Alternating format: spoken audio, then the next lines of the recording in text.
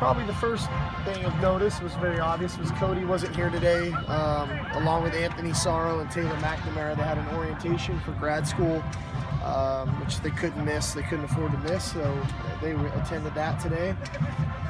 It was a great opportunity for Max Brown to step in and be the starting quarterback for a day. I never even addressed the team with it. I never told the team that was going to happen. We just did it, and I thought Max played great. I thought the offense performed, and that's going to happen in a game. You never know when that occurs, and I don't get to have a huddle with the team and say Max is going to be our quarterback now. You just have to go play the game, and so he was able to do that, and I thought it was good for us in general. Cody probably needed a day off. Just a little bit of arm fatigue, and so today worked out well that way, and it was a great day for Cody to step in, for Max to step in and do his thing. From an injury front, we had a couple little nagging minor injuries that we just felt like today was a good day to give the guys some time off that did have some nagging stuff. Sua had a little bit of a back spasm that we held him out of. Chad Wheeler, oddly enough, got hit in the side of the head with a medicine ball, which caused him to miss the remainder of practice. As I said with Claude, he got his knee scoped yesterday, so it's gonna take a little bit of time to get back. Some guys can get back within a week. Some guys it can take 3 weeks. We'll see. Hopefully, we have him back by the first game. I feel like I'm missing somebody. Justin Davis has got kind of a rib contusion, pretty high up near his chest, that we're going to take a really good look at just to make sure that that's what it is, Dan, but we really believe that's what it is. What about Steven Mitchell? Steven Mitchell rolled an ankle again. It was precautionary. Probably could have went, wanted to go. We're 13 practices into training camp. Let's get him healthy. Let's get him ready for the game. So Claude, not serious? No, not serious. No. So what does Max Brown get out of a day like today, and what kind of information can you gather from him taking all these reps? Well, he gets to work with the ones. So he's working with the one offensive line. He's working with the one receivers. He's throwing balls to guys that maybe a little bit more confident, a little bit more precise in their route running. I think he gains confidence that he can operate against our first defense and operate at a high level. Something that he can hold on to here for a while, that we don't know if it's week 1, week 7, week 13, that his number might be called, that he's going to have to step in, and that he can lean on this practice knowing that he can operate this offense at a high level. We were talking to Chenna earlier, and he kind of deferred. We asked him what had happened with him before he was not with the team. He deferred to you, said you could. It's a student conduct issue. I can't comment on. How's he done since he's been back? He's done great. He looks really, really good. You know, he's obviously playing the same spot as Sua, and he shows up on defense, but where he's really showing up right now is on special teams. You know, he's put on some weight. He can really run. I really believe he's going to be a factor for us, not only on defense, but on special teams. How hard is it to find guys who have that skill set that Sua has to sort of play that hybrid role? Oh, they're difficult, you know, because the bigger you get, maybe the less athletic you get. And I think Sua has a unique blend of athleticism to go along with size and a very high football IQ. So it takes a unique guy to play that spot. We're really lucky. We have 3 people at the spot that we really believe can all play there, in Sua, Chenna, and John Houston.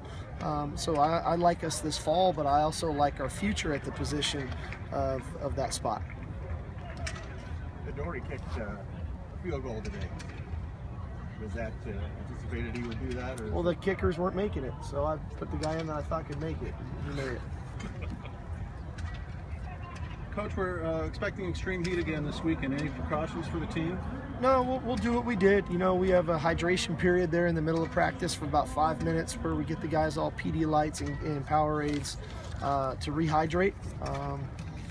And then monitor them. You know, like I said, we use a catapult system to monitor all of our guys from a GPS standpoint. So we'll monitor them electronically, but we'll also hydrate them as best we can. How did you know Dory could make field goals? He'd done that for fun, or? I've never seen him do it before. Were you afraid when Traveler showed up, he'd end up riding Traveler off the field?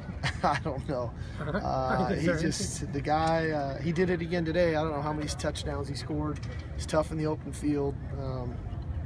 You know, I think one of the keys for us as a team on days like this when he is totally dedicated to offense, that the defense can't take a step back, that the defense still has to play really well. And that's 2 days in a row now where we haven't been at our best defensively, and those are the 2 days that Adoree was on offense. So, it's going to be paramount for us that there's going to be times when Adoree's not on the field defensively because of his workload offensively in a specific game, and we're still going to need to play good defense. So we're obviously better when he's out there on both sides of the ball. It's just going to be a real challenge for us as a staff to manage him properly so that we get the best out of him and he can get the best out of himself. You guys are going to scrimmage again on Saturday. Yes. So what do you, I don't think we're going to have you tomorrow, so what are you looking forward to seeing Saturday? Well, I'd like to see the special teams continue to get cleaned up. We're going to work every phase of special teams that way. We're going to be live tackling, so the tackling is going to be paramount. Our ability to blitz pickup, I think, is going to be big Saturday to pick up those pressures as a front, as an offensive line unit. And then just watch our guys play. This is, in my opinion, Saturday really is the end of training camp. Oddly enough, it's only been 2 weeks, but school starts Monday, and we're back to our normal regime. So we need to really push ourselves through to Saturday night, knowing that Sunday's an off day and school starts Monday. That situation where you guys are going into school, you compete against schools who are on maybe on a quarter system that aren't going to start for weeks and weeks and weeks. Is there a difference? I mean, do you think that it affects how you guys play and your opponents, their preparation? Well, I've been on both sides of it. I was here as an assistant that way. I went to the University of Washington where we didn't start school until that last Wednesday of September. So I've been on both sides of it. I think there's benefits to both. I think there is a level of comfort knowing you're into your routine that you're going to be in for the season 2 weeks before the season, and there's not that change. I also see the benefit when I was at Washington for the first 4 games. You're solely dedicated to football, and your freshmen are dedicated to football, and there's no distractions and things of that nature. What we felt like we ran into at Washington was about mid-season. That's when change kicked in, and that's when maybe we had guys a little bit late, maybe we had guys staying up a little later, and we didn't play as good of football. So we're going to use it to our advantage as best we can. I don't know if there's a right way or a wrong way to do it, but you play the hand you're dealt, and this is our hand right now, and we're trying to make the most of it and maximize our time with our players. Do one more? With Leonard gone, have you seen Antoine pick up the leadership role? Yeah, I've seen Antoine, I've seen Delvon Simmons as well. I think both those guys have played really good football for us. And Greg Townsend has really improved. I think all 3 of those guys have performed at a really good level for us up front.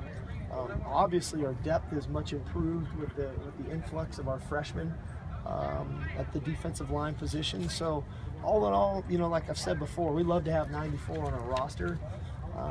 But I think also not having him has forced us not to rely on 94 to make every play. Is Antoine the leader now? You'd have to ask those guys.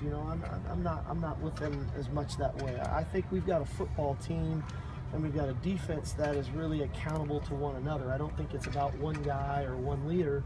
I think it's everybody working together for a common cause, and that's a lot of times better than just having one leader, because all of a sudden one leader goes out, as we saw at Boston College with Hayes not being able to play in that game, and then try to come back in the second half, and we looked a little bit lost. So all in all, I'd much rather have a unit that performs collectively at a high level than everybody relying on one guy to get them up and get them ready to go.